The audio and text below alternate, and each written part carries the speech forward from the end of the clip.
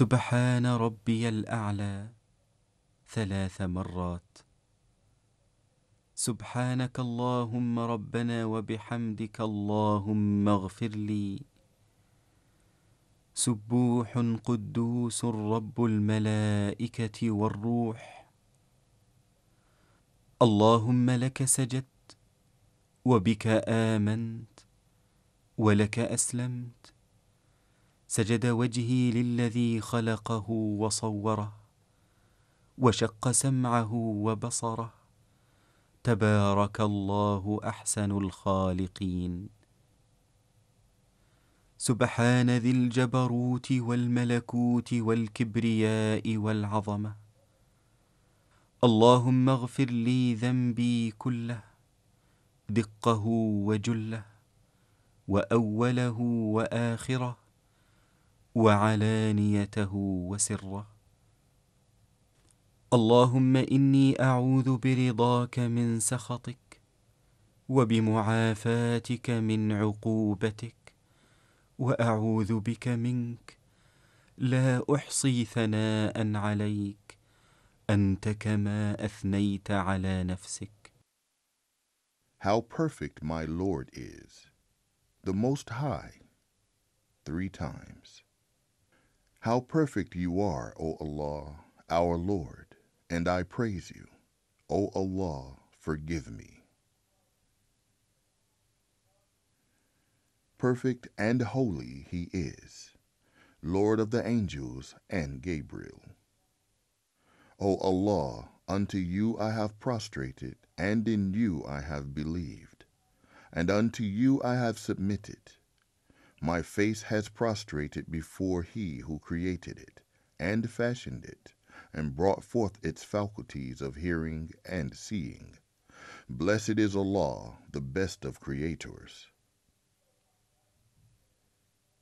How perfect he is, the possessor of total power, sovereignty, magnificence, and grandeur.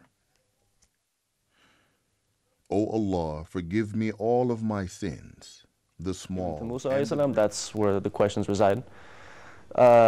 It was revealed the full thing at one time. So what is the difference between, the other holy scriptures and the Quran? How was the Quran revealed? The Quran was revealed by the angel Gabriel, the same angel Gabriel that reveals all the books of Allah to the other various and sundry prophets that we just mentioned. But it was revealed to Prophet Muhammad over a 23-year period of time. Sure. Part of it was to strengthen the hearts of not only the Prophet Muhammad himself, sallallahu alaihi wasallam, but also to the believers. A lot of times the verses were revealed for specific situations that it dealt with a situation where there was a question. So it was piecemeal, it wasn't... Right, and the interesting thing about the Quran is the order the order that it's placed in. It's not traditionally what we would expect from the typical book that we would open and pick it to. It's not in chronological order. Mm-hmm. So the first revelation that was given to the Prophet Muhammad sallallahu alaihi wasallam by the angel Gabriel in the cave is not the first chapter of the Quran. Another thing that differs, I think, the Quran from the other revealed scriptures is Allah has already mentioned that he's going to place his protection on this book. The other books, as you mentioned earlier, it's questionable, and it's well known to us as Muslims, but it's questionable even to the people of that faith of whether that book is in its original condition. Absolutely. They've lost their language. In the sense that a lot of the books that were revealed in a specific language, these are not living languages anymore. I don't know of anybody that speaks Aramaic anymore or Syriac or stuff of that nature. It's very rare, I mean. Exactly, but we have a language in the Quran, in the Arabic, that is spoken today. And so we do have a classical language of the Quran that's one of the challenges why all of us as Muslims should learn Arabic, because we want to understand the message as it was given to Prophet Muhammad. We don't want to understand it according to some scholars' interpretation or some scholars' translation, because they're going to vary.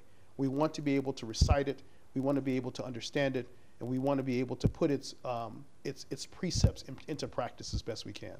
So it was revealed to Prophet Muhammad sallallahu alaihi wasallam over a 23-year period of time, and the interesting thing about it is, you know, the different surahs or different chapters deal with different subject matters.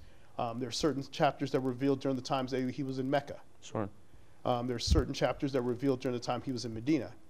A good portion of the Quran, especially during the times at the beginning, deals specifically with Islamic monotheism, also known as Tawheed. Okay. A good portion of it just is trying to establish for the nascent Muslim community about what Allah is, who He is, what He isn't. So that those pagan understandings that they had of, you know, Allah having daughters, or maybe Allah having a son, or Allah being, the essence of Allah being in all these created things, was eradicated.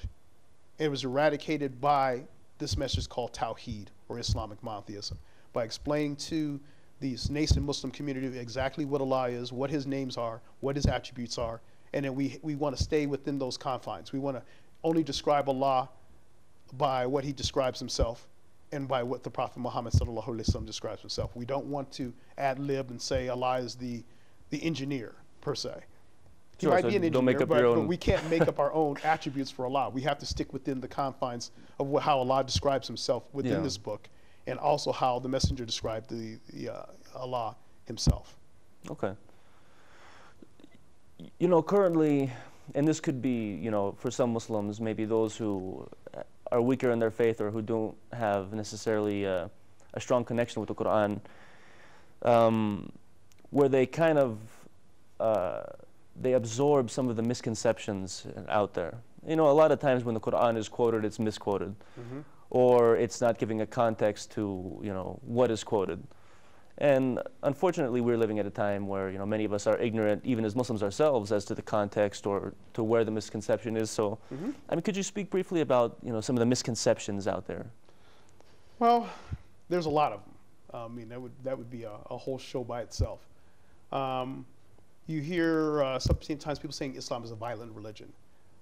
Islam is a religion of, you know, you hear this with some of the youth of do's and don'ts. Everything's haram. Everything's forbidden. Islam is a religion of fanatics. These are a lot of the misconceptions because, and I think part of it happens because of the political climate that we live in today. But I think a lot of it also has to do with the fact that the book has continuity to it. When it's speaking about a specific subject, usually it's speaking about a subject at length until it makes a transition into another subject or another subject matter.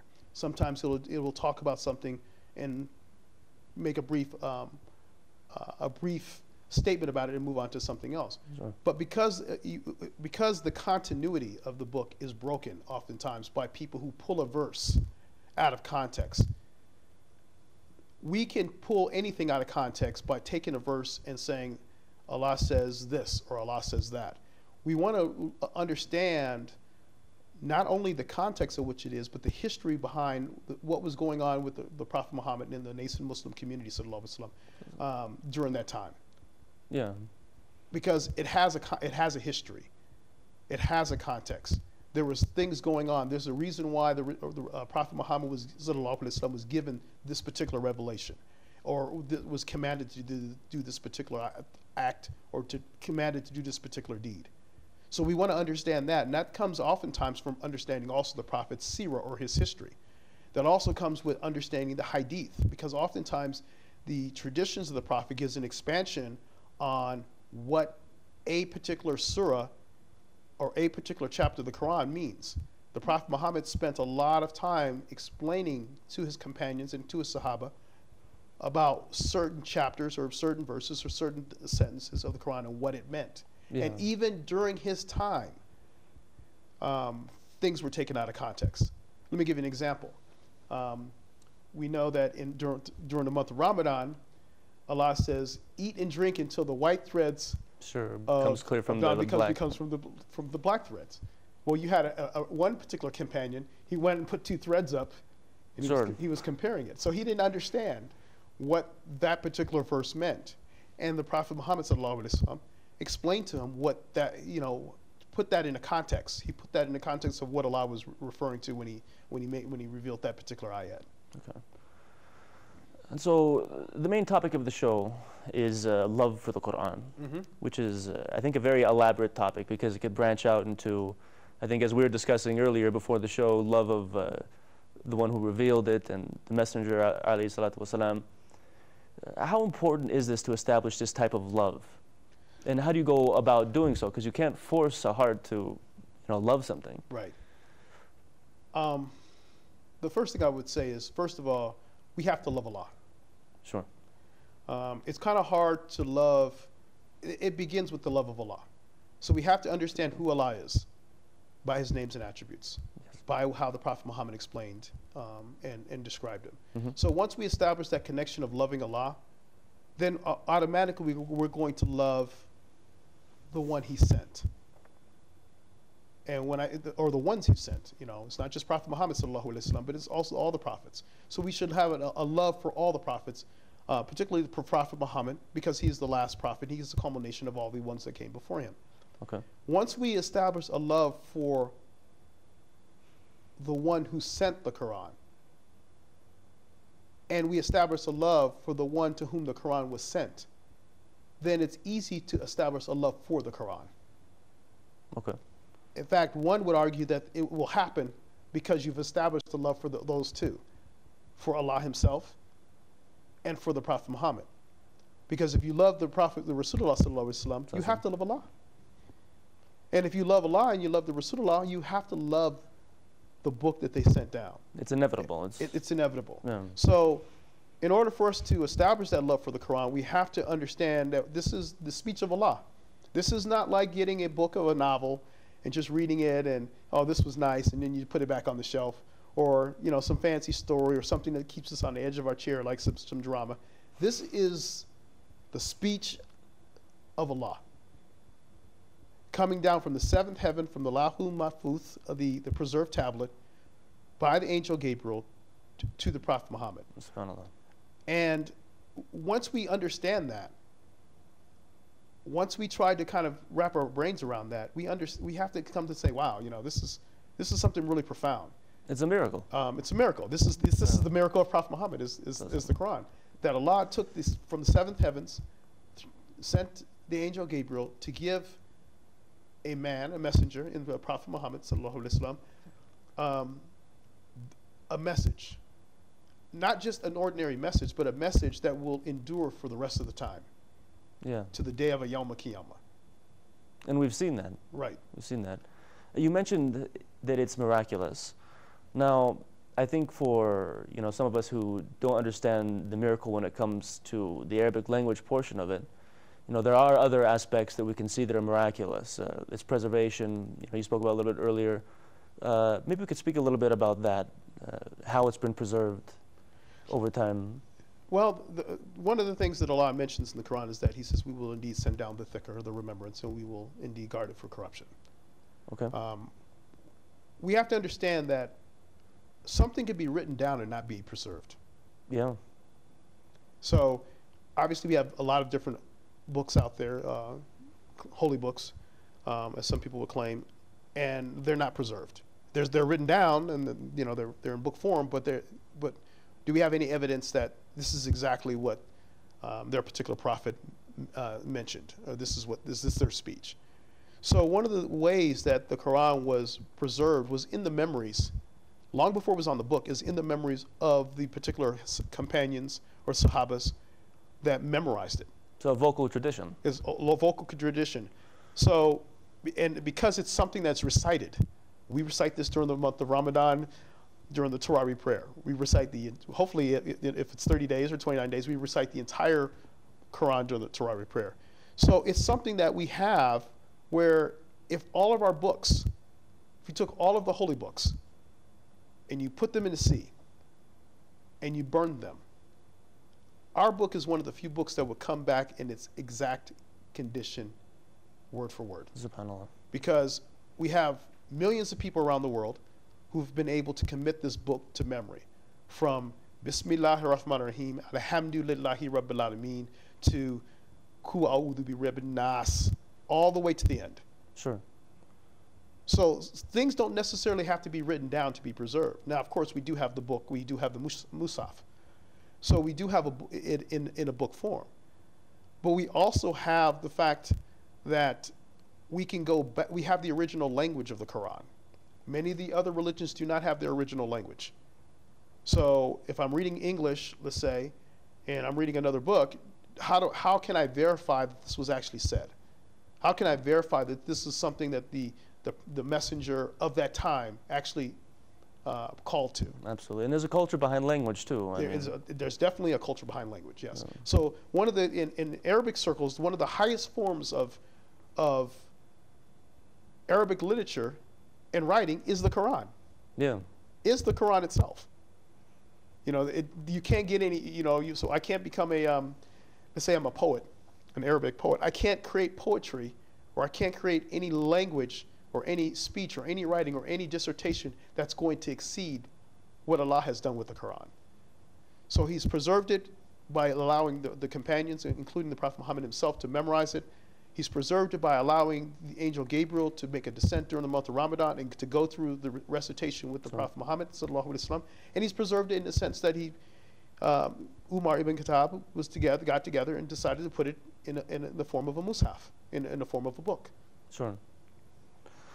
So some of the other religions, I mean, they have, differing interpretations or differing, I guess, definitions of what. I mean, let's say we'll take Catholicism versus, the Protestant. You have different amounts of books that you do, in the Catholic tradition than you do in the Protestant tradition. Different definition of which books make up the Bible. So as you were explaining, we have one Quran, and it's miraculous, and it has been preserved over time through the memories of people speaking different languages. Actually, I would like to share a story with you, Sheikh. Okay. And I think everybody has a story kind of like this. And I wish that people would attend a masjid during Taraweeh, even if they're not Muslims, just to kind of witness the recitation. But, I was a few years ago, and we were praying Taraweeh. Mm-hmm. So the Sheikh, I think the Imam was an Arab.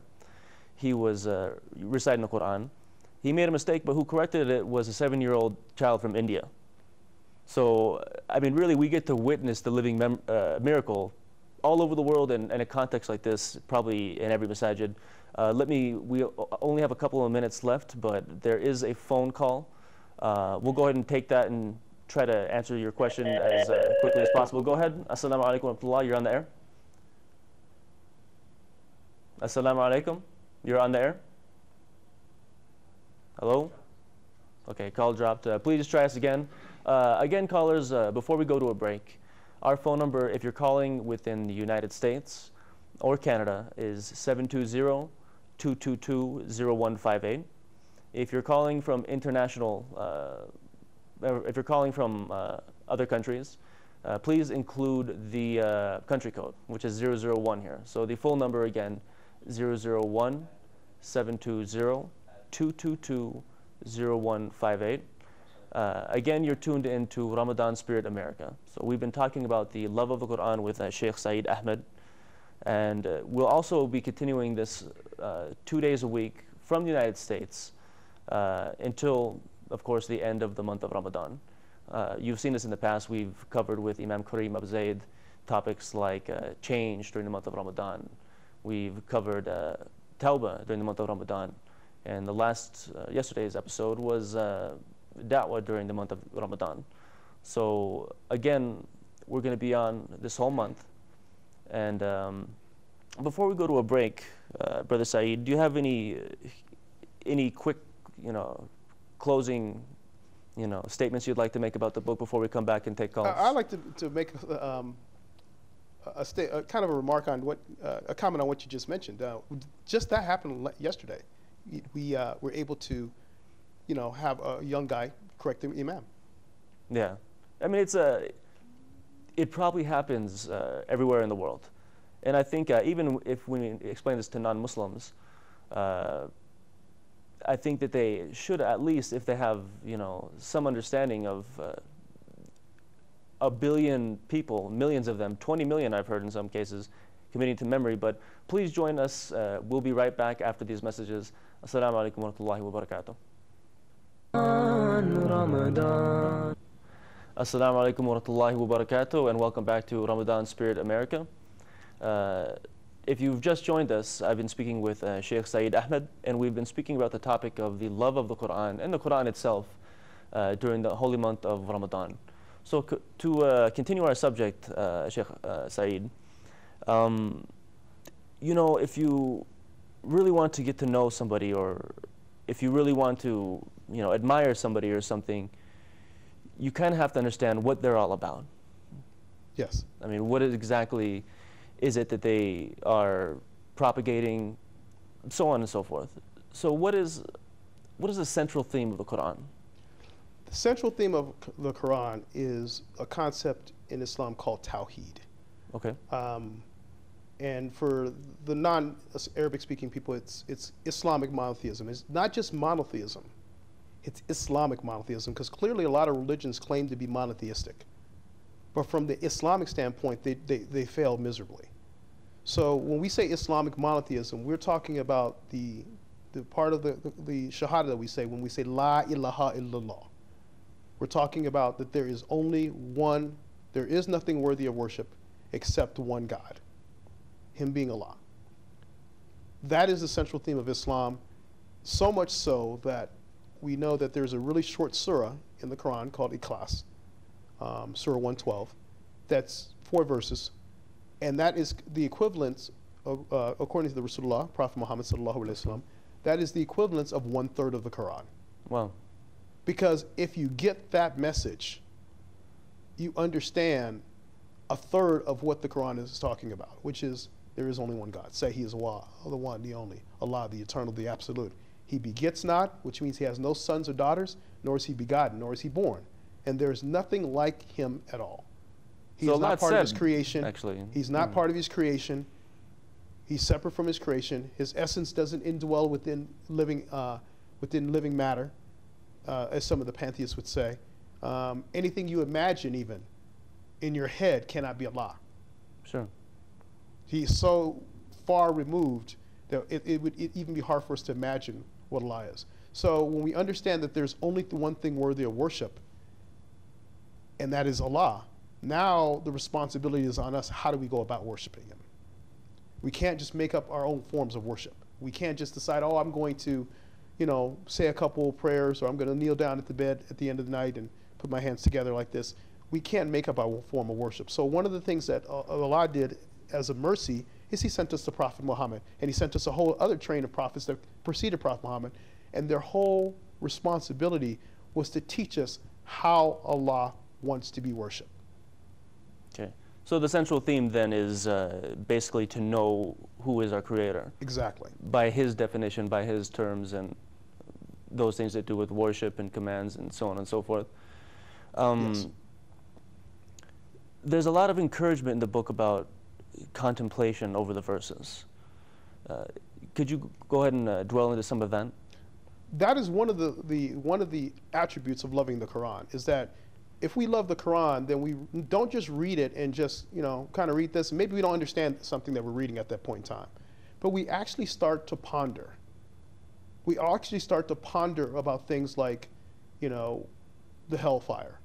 Sure. The Quran talks about the hellfire. We actually start to ponder about what the plight is of the people of the hellfire, what the plight is of the people of the paradise, what some of the things that the prophets had to go through. We start to ponder about the fact that Noah called to his people to this religion for 900 plus years. 900 plus years. Only had a handful of believers. Longer than this country's been in existence. He was calling people to this thing called Tawheed for 900 years. You ponder on that. How frustrating that must have been for him. We ponder on the fact that, you know, when you have a community like Lot, where he's telling these people to stay away from fahisha, or these ill deeds, and they didn't do that, and they were destroyed. And we also ponder on the fact that we can fall into the same category. These are not just bygone groups of people that passed away. We could be treated as such if we follow and tread the same path as those people who were on these unrighteous paths. So that should create some type of awe within us. That should also create some type of fear, or some taqwa, that, you know, we don't want to be like those people that came before us. We want to be like the Anbiya of Allah. Allah says, these are the people that we have guided. These are the individuals we have guided. He says, so follow their guidance. He's talking about the Anbiya of Allah, the prophets of Allah, the messengers of Allah. These are the people that we have guided. So follow their guidance. SubhanAllah. Islam is an international religion. So it's spread over every country, every continent, so many cultures. Arguably, probably every culture on this earth has some Muslims within it. However, this could have its negative points. It could have its influence over Islamic teachings, over the use of the Quran itself. What would you advise viewers about the cultural influence on Islam or the Quran? The advice I would give to anyone would be that we have to go back and we have to start from where the Prophet Muhammad ﷺ and his companions and his students of the the family after the group of people after the companions, the Tabi'un, where they started. Yeah. One of the things that they did, which I found really interesting in studying this, is that they did not start out reading the Quran. They did not start out studying the Quran. They started out understanding what a thing called al-Iman, or faith, is. They understood what faith was. They understood what al-Aqidah, your doctrine of what you believe in Allah. They learned that first. And they used that learning of that as a sieve when they approached the Quran. See, the problem that I think what happens with most of us is we read a book and we're coming from a background, let's say, I'm pantheistic. I used to be pantheistic, let's say. And I believe that Allah's spirit is indwelling in everything. Now all of a sudden I pick up this book and I read it and I like it and it's called the Quran, so I'm going to accept this. But I still had pantheistic beliefs. So now I still might think that Allah is indwelling in his animals and stuff like that because I never learned Allah's asma wa sifat, his names and attributes. I never learned Allah's lordship. I never learned Allah's being the only object of worship. Mm-hmm. And because of that, I'm taking this luggage that I had prior to coming to Islam with me. And I'm meshing this stuff with the religion. And so I think when you spoke about different cultures having this issue is that they're not learning oftentimes what Iman is. And so they have these cultural practices that come into that they mesh with the deen, and they don't know where the religion begins and ends and where their culture begins and ends. They put it all together. So they're approaching it being void of the fundamentals of the religion. Yeah, absolutely. Okay. We also understand that the Quran is a cure. Could you elaborate on what is meant by a cure? I mean, does it branch out? Is it a physical cure? Is it a spiritual cure? It's both. Okay. One of the things that Allah mentions to us in the Quran, He says this is a healing for the hearts. Okay. Okay. So there are certain incantations, or ruqya as we call it, that it could be said when you have certain ailments. Now, I'm not by any means advocating that if a person has a particular ailment, to not go to the doctor and to not find out what's going on. No, we should seek the cure. Exactly. Yeah. But sometimes what's ailing a person is beyond the practice of medicine. And one of the things we should always do is we should always recognize that Allah is the one that cures us, not the pill that we take, not the aspirin or the Tylenol or anything else. Yeah. Allah is the one that cures us. And we should go with that approach to ask Allah for the help, ask Allah for the cure, not just for the hearts and not just but also for physical ailments. So the cure is both physical as well as internal for our spiritual in terms of the heart. And we should always embrace that, and we should always keep in mind that that's part of the love of the Quran as well, that we love the cures. We recognize that these things are coming from Allah. These are ni'mah or bounties of Allah. Even the fact that we have a doctor, mm-hmm. and the fact that we can go and we have medical practices, this is a ni'mah or a bounty of Allah. Okay. Because if he didn't want to, we wouldn't have this medical technology, and we wouldn't be able to have the things that we have that's going to help us cure us. This is a ni'mah of Allah subhanahu wa ta'ala. No, that's a good take on it. So even if you do get a cure from a doctor, it happens under the spectrum of the permission of Allah. Yeah, it's under the qadr of Allah. It's Sure. under the will of Allah.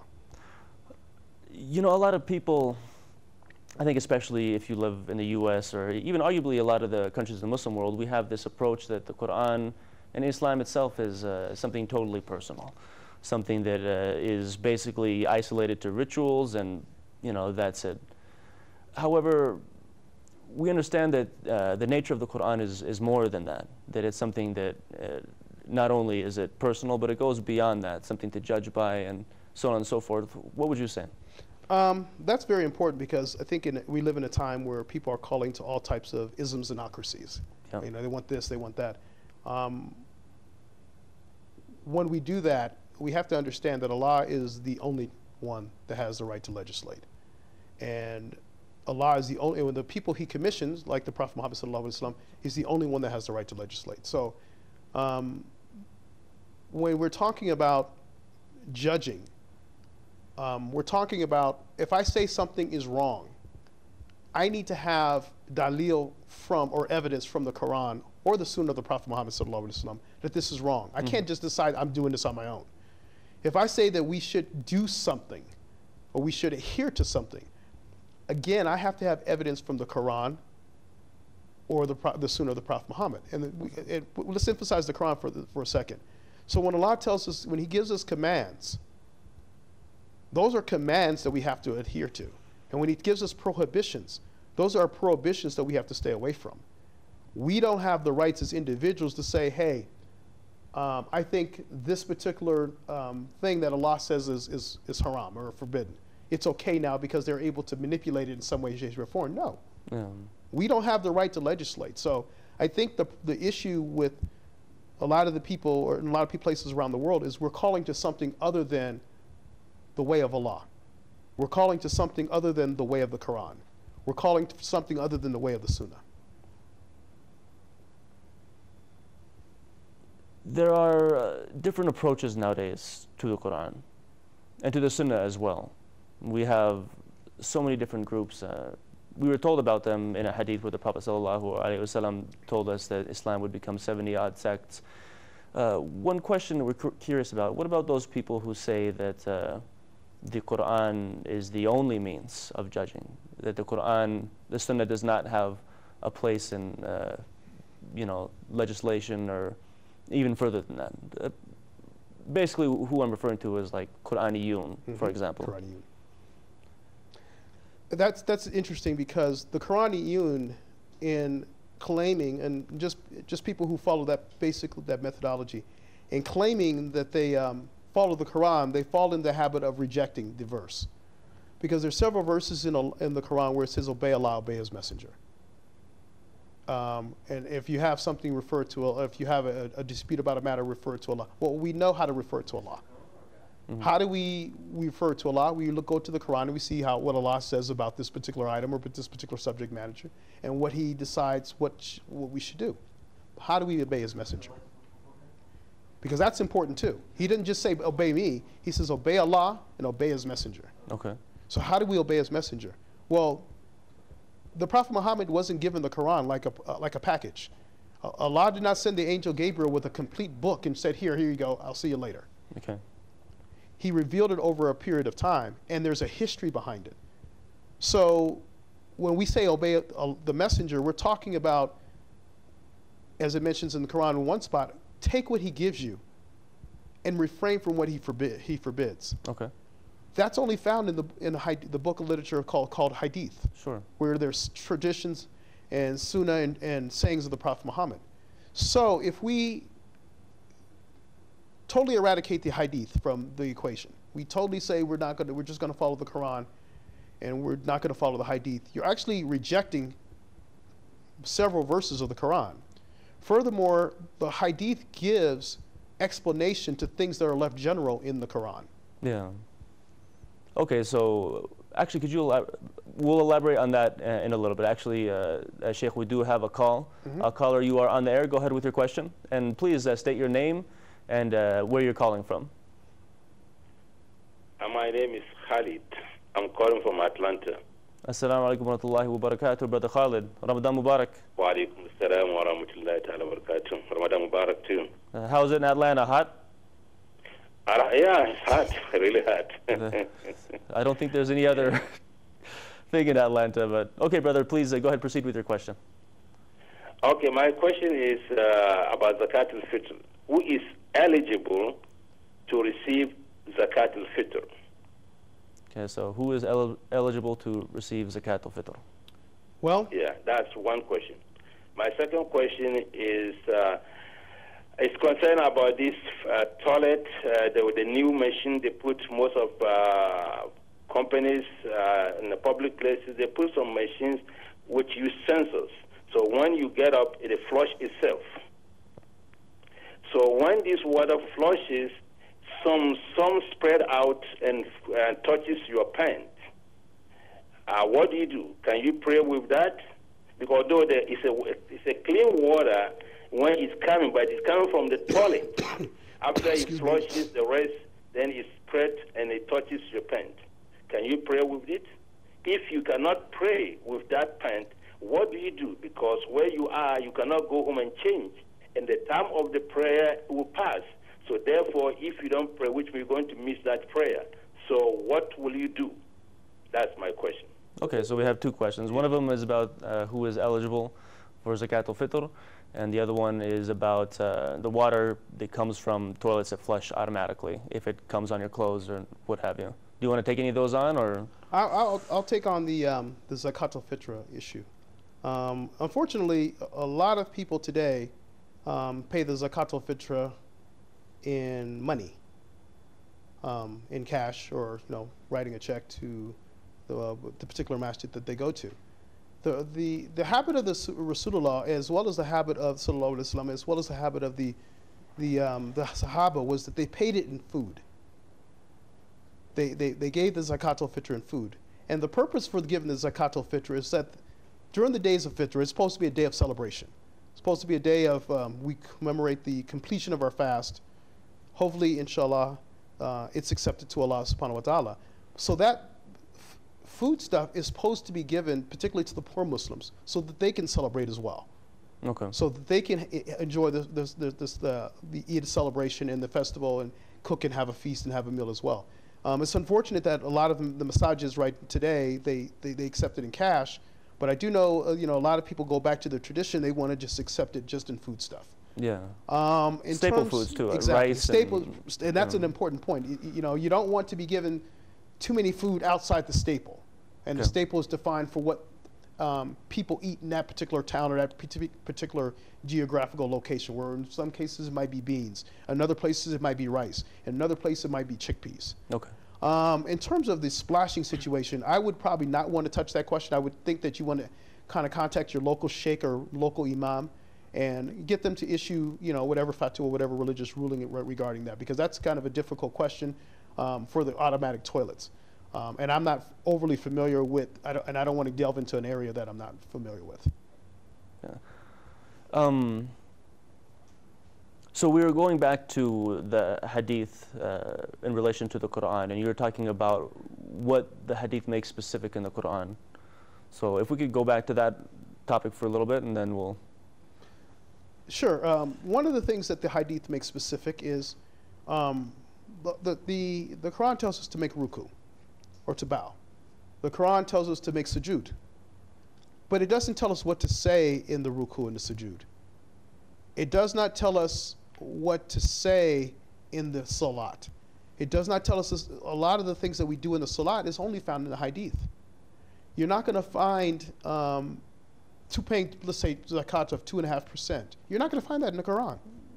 You're finding that in the hadith. So the things that are general, oftentimes in the Quran, the hadith will make them specific. Okay, so like the number of rakat for each prayer. Okay. Exactly. We don't know the number of rakats. Where does it say in the Quran that you make 2 rakats for Fajr prayer? Or where does it say that you make 3 rakats for Salatul Maghrib? Sure. You don't know that. So where do you find that? You find that in the hadith literature. So the connection is very obvious then, if you want to perform rituals the correct way, or if you want to basically understand the religion as it should be understood, even through the encouragement of the Quran itself, that the two are very, very much interconnected. Not only the two very much interconnected, Allah warns us about the individuals who are trying to make a distinction between Allah and His Messenger. Okay. Okay, about we'll accept this from Allah, but we don't want to listen to Prophet Muhammad. We have to understand that Allah tells us in Quran also that He never sends a prophet except for He expects him to be obeyed. Okay. So if the prophet is telling us, and this is not just the Prophet Muhammad, this happens with Prophet Musa, Isa, Dawood, when they give you specific things that they're telling us to do or to refrain from, we have to adhere to those things. Okay. This is not an option for us. It's not just that we just follow the Quran and we just, the Hadith is optional. No, it's not optional. This is something we must adhere to as best we can and to the best of our abilities. We know the Quran is a book of ahkam, but it has a lot of stories in it too. Could you discuss some of the relevance of the stories? And actually, what I was hoping, especially if we have viewers from outside of our faith, maybe you could go into what the Quran says about Isa alayhi salam. Okay. As we already know, the Allah tells us that the best of stories, we relate to you unto the best of stories. So the Quran talks about Isa alayhi salam, talks about his miraculous birth, talks about his mother being a virgin when she gave birth to him. It talks about his ascension, not his death, not his crucifixion, but his ascension to the heavens. So there's a lot of mention of Isa alayhi salam. The Quran mentions a bunch, almost to the point that some of the scholars thought the Quran was about Moses, because Moses comes up so often in the Quran. Yeah, a lot more than most people would ever realize. Moses is mentioned a lot in the Quran. And then of course we have other prophets that's mentioned, like Dawood, and then there's even a whole story and a whole chapter that's devoted to Joseph or Yusuf. And the thing about his, what happened with him from his youth to the point that he became, a minister in Egypt. So Allah tells us in the Quran, we relate to the best of these stories. He wants us to reflect upon them. He doesn't want us just to read these stories like they're some fictional novel. Sure. But he wants to reflect them on how they're relevant to our life.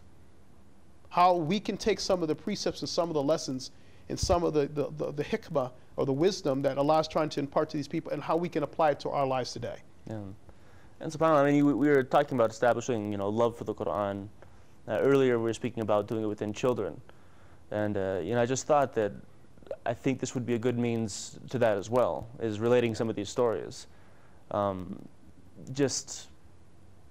miracle portion of the story of Musa alayhi salam, I mean, it's fascinating. And the fact that it's true, I mean, I think that this could, give, children a kind of a new view of the world if they haven't, understood those stories before. What about those who say that, or at least act out, that you don't, take everything from the Quran, that it doesn't, some of it doesn't fit modern times, or that they just take a part of it? Is this, I mean, is it an appropriate mentality in the religion of Islam? I definitely think that's not.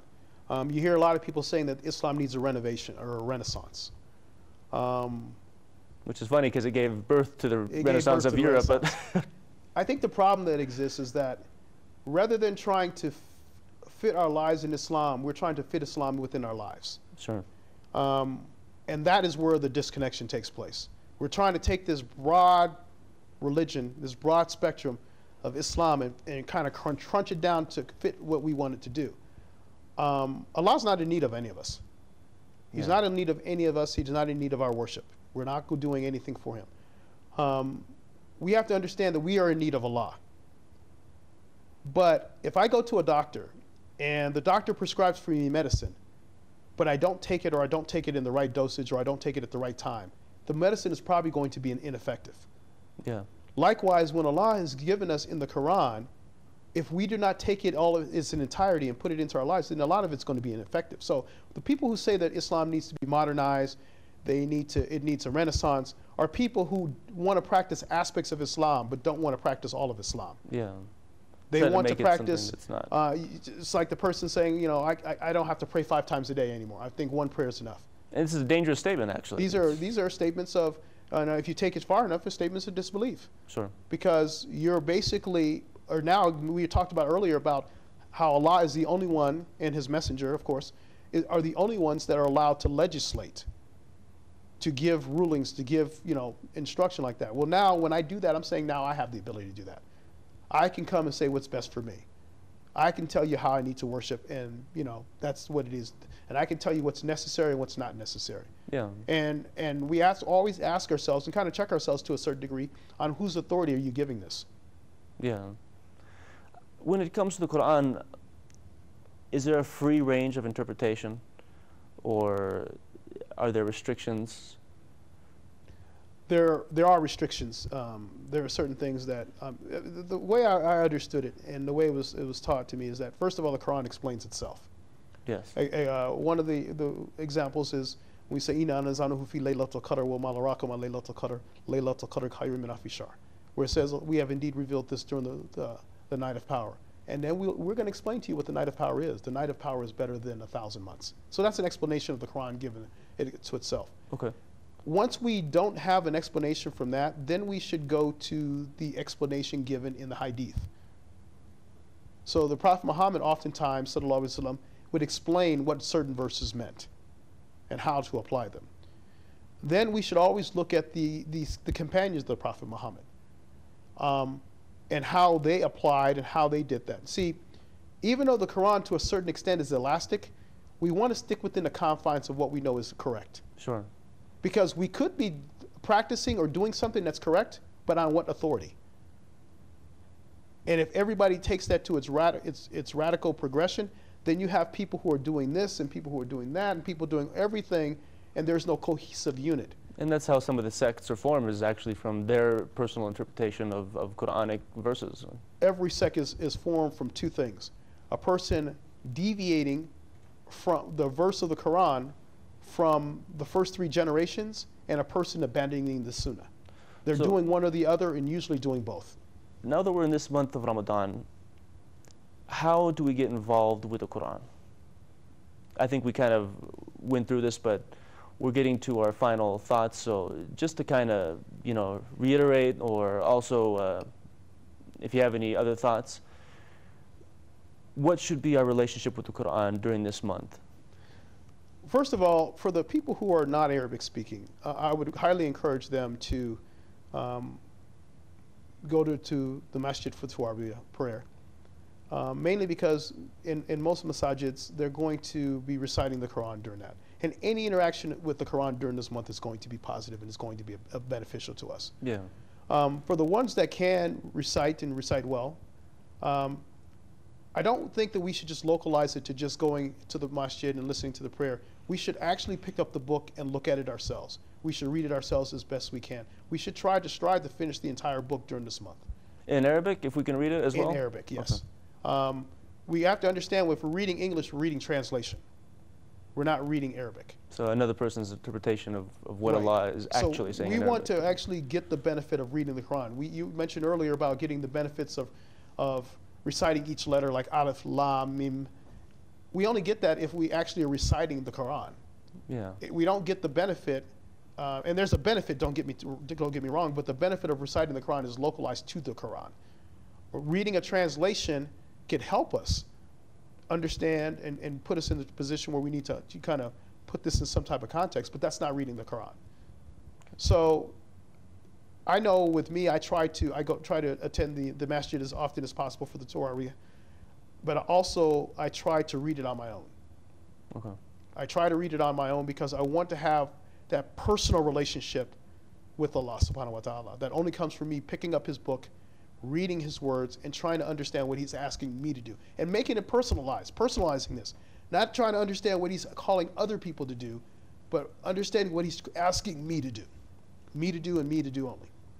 Okay. So, brothers and sisters, and actually I want to thank Sheikh Saeed Ahmed for coming on the show. And I want to thank the viewers for watching. You heard basically some of the advice from the Sheikh on how to approach the Quran, some other subjects that we discussed that have to do with the Quran. And so we advise you also establish a connection with this book.